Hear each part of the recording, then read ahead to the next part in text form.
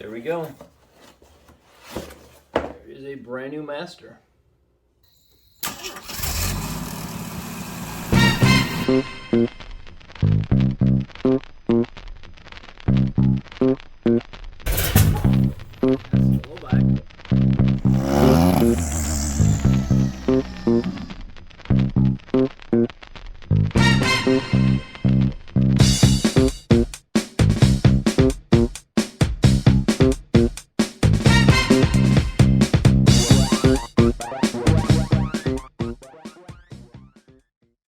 Welcome back to 10 Foot Customs. Today, we are going to attempt to make Ruby stop. As you can see, there is a new, well, it's new, Amazon special carburetor. So we'll see how that runs. Now, when I did take that carburetor off, the Motorcraft carburetor off, there are massive air leaks. You could see on the gaskets. You could see where there was backfire was like shooting out. So this one mounts up much cleaner, and will hopefully have no air leaks between the carb and the intake manifold. So, like I was saying, now that we kind of have Ruby going to a degree, we need to make her stop. And I don't want to run it and get the the gears all hooked up and not be able to put the brakes on. So in the mail today we got the new master. No bleeder things. It's kind of funny. I recall back when I was younger, anytime my dad or brother would buy a master cylinder, they always came with the hoses to bleed out these masters, but I'll figure it out.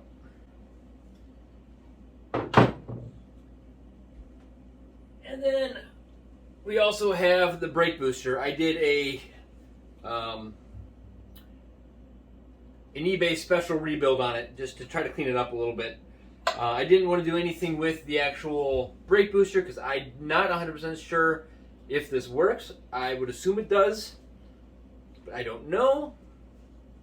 So we will get this mounted up and find out. I was concerned on how to mount it. I wasn't sure how I was going to center it up because Ruby's firewall was set up for a manual brake. At one point, it just had the reservoir mount here, and I wasn't certain how how I would center it. Just kind of wing it. But then I realized that these 4 bolts here go to a plate on the inside, and so I'm going to take these four rusty bolts out. And I have replacement bolts for them. I may have to drill the holes a little bit bigger because I got because I bought the right size bolt. And it sandwiches the fiberglass between the 2 metal brackets, and then you hook up your the brake rod. So that is the plan. We will see if we can get the brake booster in here and then mount the master cylinder to it.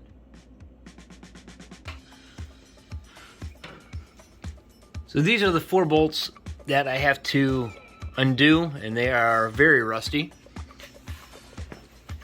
And then on the inside, they are the ones, we can see them right there.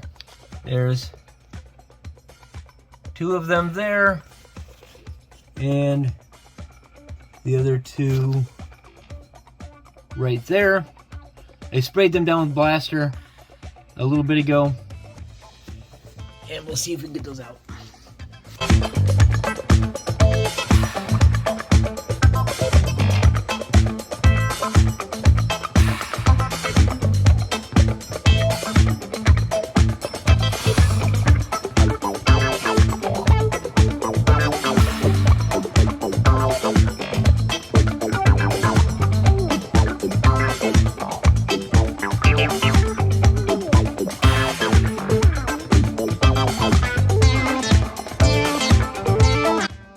New 7/16 bolts because that's the size in the brackets for the brake booster, and it is not the size for this.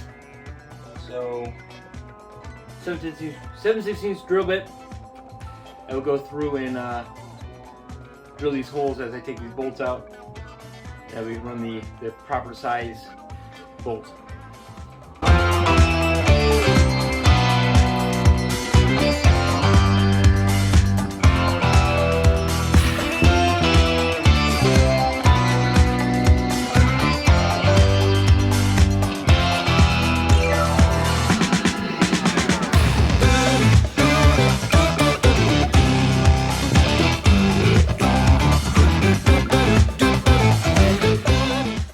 All of the bolts are out and the holes are re-drilled to the bigger size. But I was noticing that this is a patch panel that they put in for the hydraulic slave that they must not have had on their when they put it on, and it sticks out too far and it's going to interfere with the master cylinder bracket. So I'm going to try to remove these bolts. And I'll just patch that back in. Actually, I may just try to cut it with the cutter. And then if I can cut it doesn't need to be that much. A little bit off that side, and my brackets will fit. Well, I double checked that these fit, and they do. The only thing I just realized is that these are slightly longer than the bolts I took out.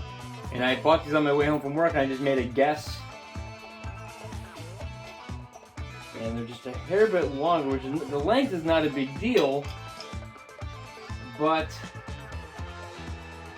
hopefully I don't bottom out before bottom out in the whatever they call this before I get them tight. It's gonna be close. I'm pretty sure over half of it. Well, let me do it this way.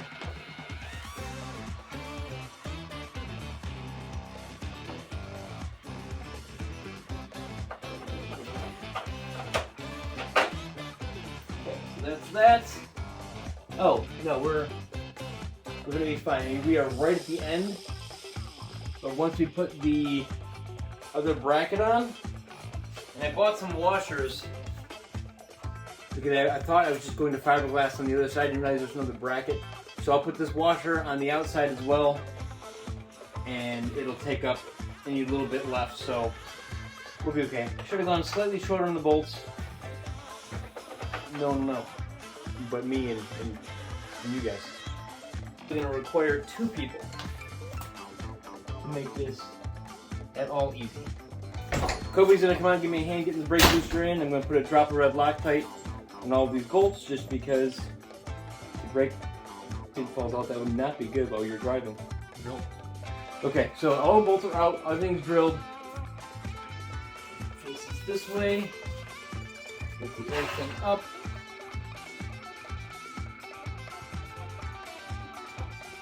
Got it.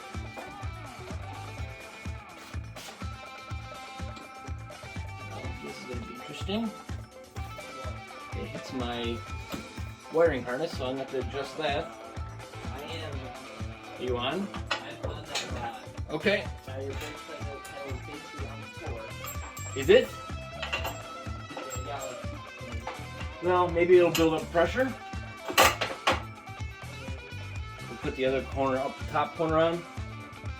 And maybe that's all we'll do for right now to make sure that everything's lined up right. it was painted red with the dash. Yeah. Wiring harness. Yep. Okay, is that tight? Yeah. And the brake pedal, there's no brake pedal? This is stuff. I mean, Oh, that moves a lot though out here. I guess it's okay. I thought its angle was gonna be a lot worse. I thought it was gonna touch here, but maybe that's what it's supposed to say. It goes all the way down though. Oh yeah. That doesn't feel bad. And this comes out, this plunger comes out the front. Yes. No, I bet you that's about right where it's supposed Yeah. to be. So, brake booster is in. I've got to remount this upper hole because it doesn't quite line up. This one I think I can get in with a little bit of a couple turns. I'm going to have to reroute the wiring.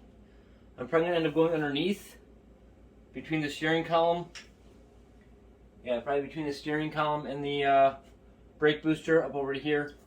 Not a big deal, just unplug them, run them underneath. Hopefully I have enough room to do that. I didn't realize this bracket was so big up here. And then this is my vacuum line that I do believe just runs down to one of these carburetor ports. This then goes like that.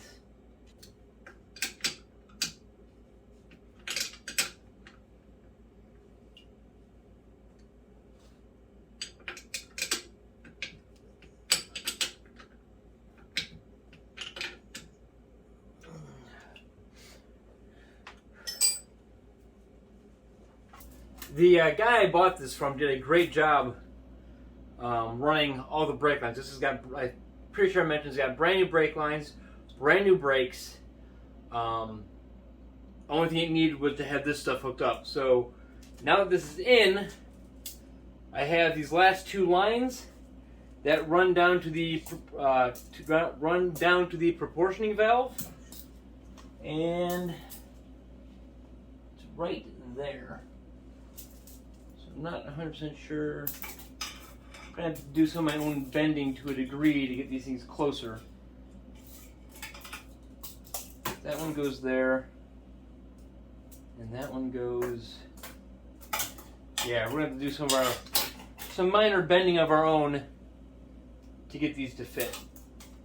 And in my haste to get everything ready for today to do this, I forgot to pick up any kind of brake fluid, so I can't even fill it.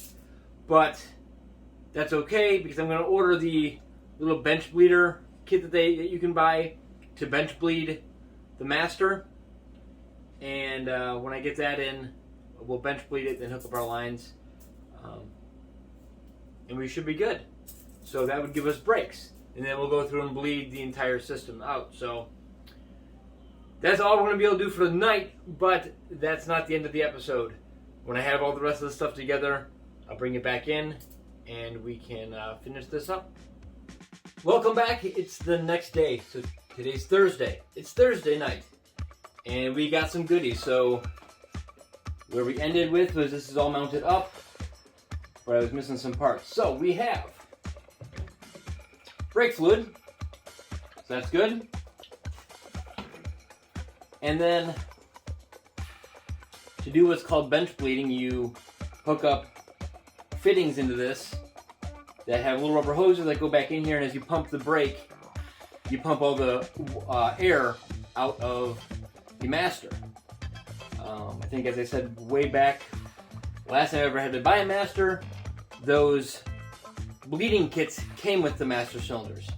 They obviously do not anymore, and I went to the store to get one because I figured, how much can 2 pieces of plastic and a piece of hose cost? Well, the answer to that question is $36 for two. Well, it's a kit, so it came with like a bunch of adapters and 2 pieces of rubber hose. I was not going to spend $36 on that, so went out to Home Depot. Bought myself a thing of vinyl hose. This was $3. And then I bought a few adapters. They don't quite exactly fit the thread on here. They're close. But enough that I think it'll do the job for me. Okay. That like catches a half a thread. I think that'll be okay, honestly. We're not holding this in here forever. We're just bleeding these. And then on this one, the only thing I could find that would fit it was a compression fitting. So again, this will threads in like a half a thread or so, but I can then connect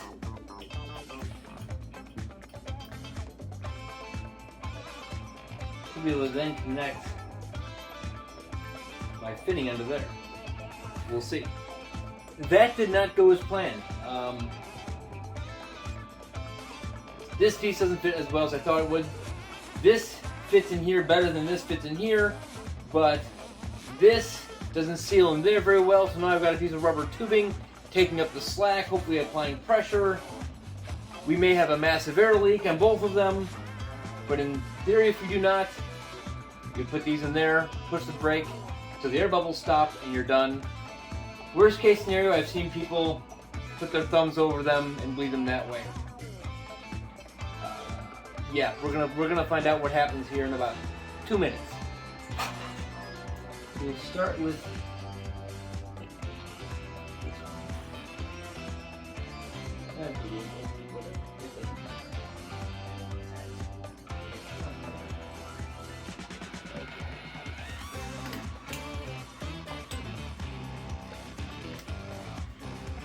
now you're gonna pump those real slowly when I tell you to.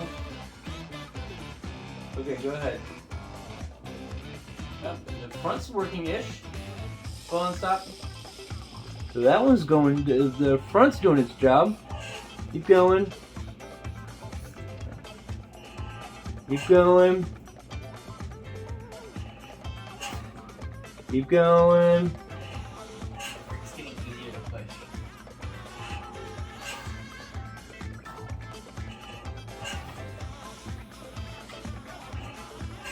I'm sucking a little bit of air in, but keep going.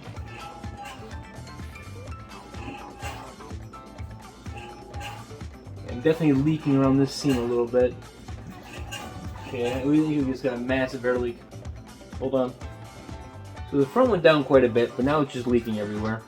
But well, it's just leaking because That seals. no, because these fittings don't go in super tight.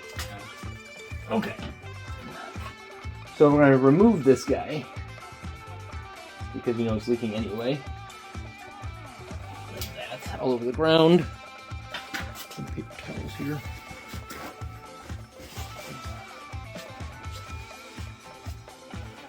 And we're going to remove this one here because that was really not doing anything at all. And we're going to do this thing that I just saw somebody do that I'm not super pleased about, but we're going to try it anyway. Try to slowly push the brake. Yep.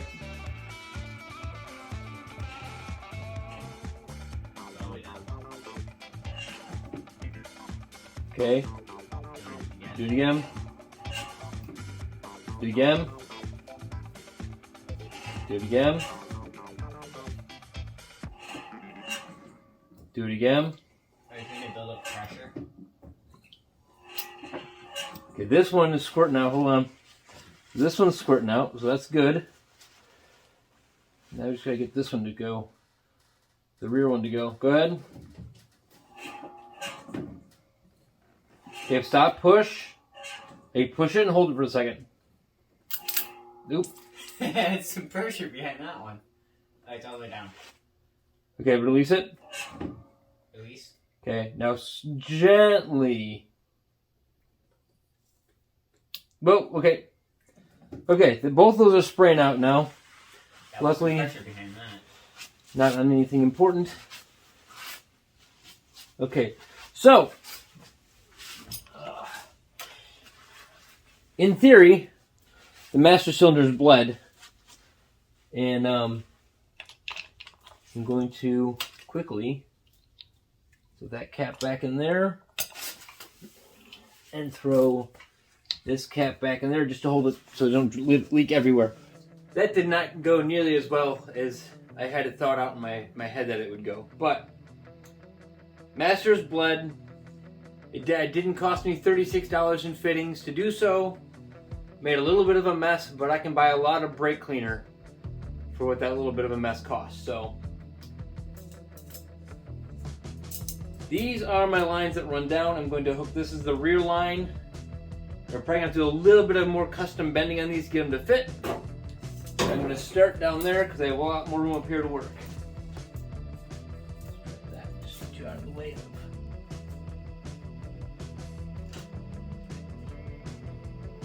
Steering.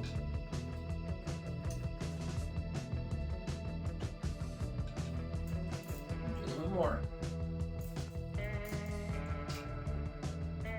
Okay, the bottom side is in.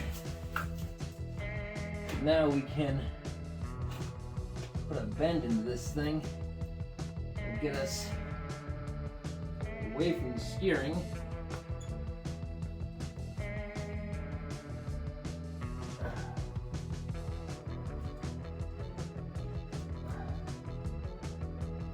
Be very careful bending this stuff because bend it too much, it'll kink.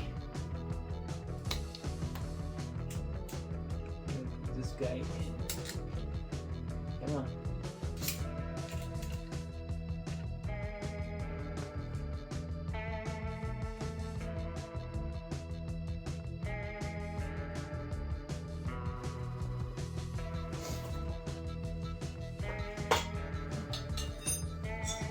Snug this right now.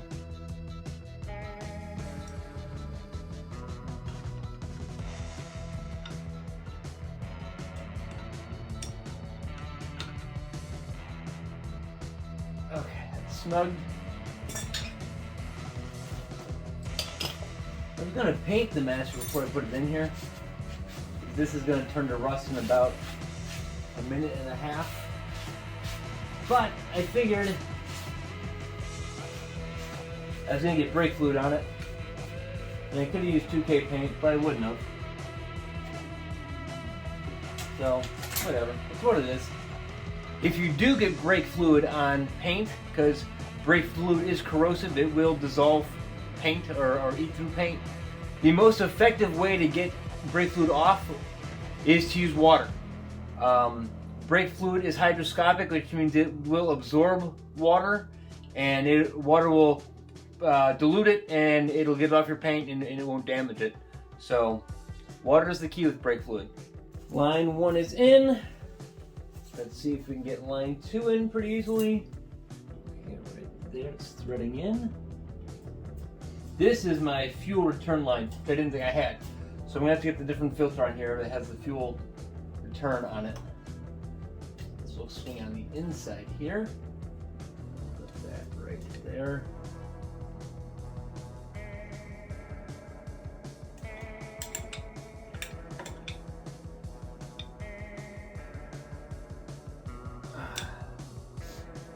Those two lines don't even touch, which is good. Keep them away from each other so they don't rattle. And that is the brake line. Cover back on for the night so we don't absorb too much moisture out of the air.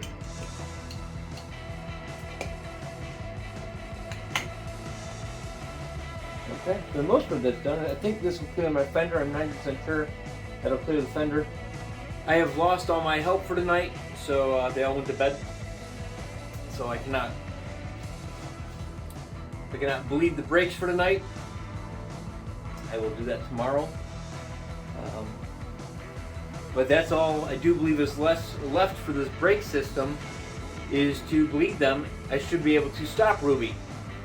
And then that's one more thing checked off my list. And we can move on to another item. So I don't think I'm going to bore you with bleeding brakes. I think most of you people know how to do it. With that, we'll end this episode with a 97% complete brake system. To my knowledge, again, I don't know if it actually is done, but I was told the rest is done. So I'm probably going to have to check it all over. But anyway, thank you all for watching. Remember to like, comment, and subscribe, and I hope everybody has a great week.